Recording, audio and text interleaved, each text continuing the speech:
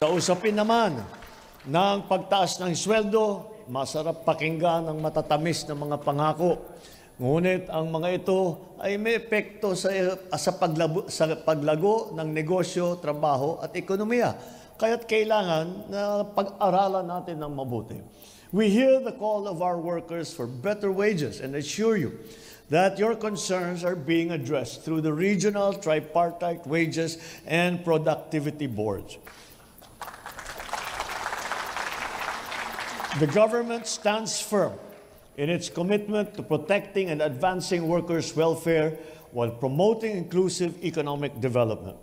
Patuloy na pinag-aaralan ng mga regional tripartite wages and productivity board ang antas na pasahod sa bawat rehiyon.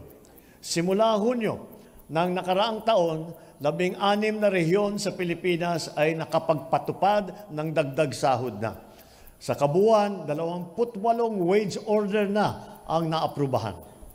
Nais natin tiyakin ang inyong kapakanan, hindi lamang sa ngayon, kundi sa pangmatagalan. Kaya naman, pinalawak pa natin ang mga serbisyong magbibigay ng seguridad sa panahon ng pangangailangan.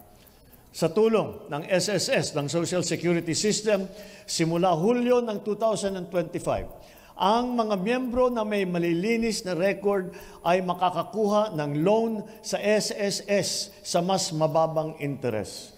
Bababa po sa 8% ang interest rate para sa salary loan at 7% naman para sa calamity loan. Bumaba po ang mga rate na ito mula sa dating 10%.